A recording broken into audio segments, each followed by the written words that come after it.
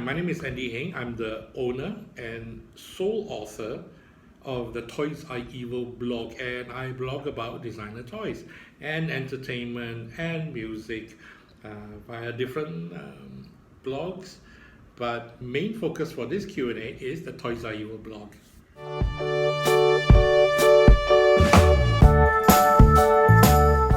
The TOYSREVIL blog started live on Blogspot in the year 2005 and has been alive since.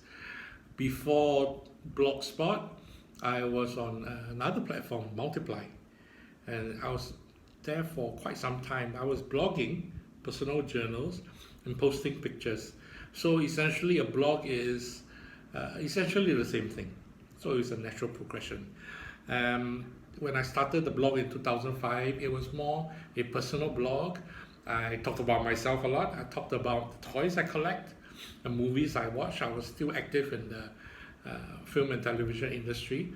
It was around maybe 2006, 2007 before I delved into toy news, and it has been consistently toy news since then. In that aspect, I have been doing toy news for the past few years actually, also solely toy news, because I have since actively not collected toys as much as I used to do when I first started, and that impacted me as a blogger, because I don't consider myself a journalist per se. I am a blogger. I just share my hobby, what I enjoy, my passions, and I share news about other people's toys and collectibles and entertainment news as well. But I have always done it on the context of being a collector myself.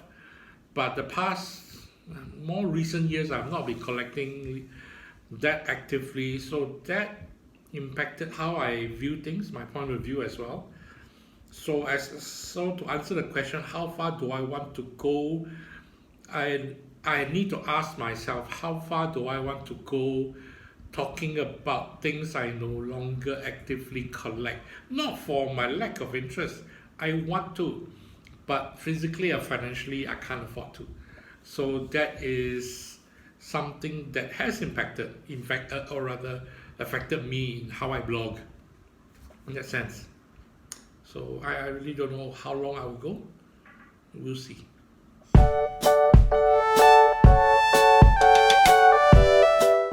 TOYSREVIL started out because I want to share what's in my mind.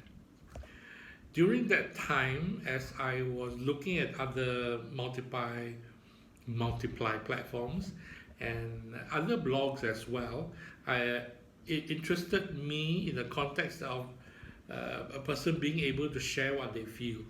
I am quite an introvert. What started me from blogging was, or started me into blogging, was being able to blog anonymously. That was something that clicked in me, that I could go on and spew about whatever I want without letting people know who I was. And it was only through blogging more about toys and toy news that I decided that I wanted to let people know who I am rather than just a voice on the internet. During that time,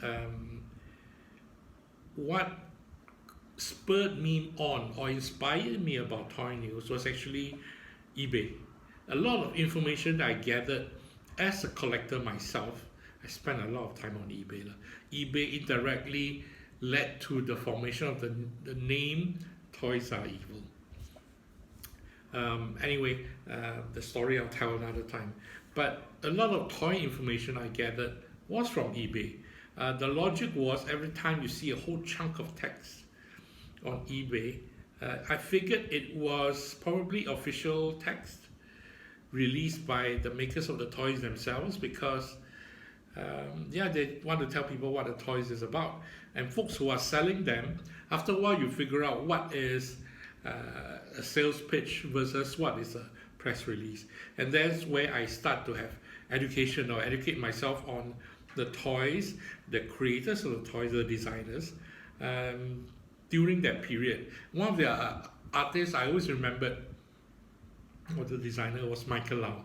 And a lot of people were selling Michael Lau toys that I was searching voraciously for. And a lot of information in terms of text was on eBay. And during that time, I discovered Vinyl Pulse. My heart always goes out to Vinyl Pulse. Jack and his blog is one of the main inspirations for me to go into toy news, because realizing, yes, it can be done. Jack has his particular specific voice, point of view, and his experience, and I felt that I could also offer my whatever little humble experience in collecting toys and my perspective to the toy genre as well. During that time, the early onset of blogging about toys in Singapore was there were actually a lot of toy blogs in Singapore, but most of them were personal blogs from authors who blogged and reviewed their own toys which they bought. So that was the only sense. That makes sense, not the only sense, that made sense. So there were a lot of, I was in 1/6 scale figures back then, so I found a lot of 1/6 scale featured review blogs. Some of them remain friends until now, some have faded into their lives. But anyway, that was the blogosphere back then in terms of toys, where there was an abundance of toy bloggers who talked about their own toys.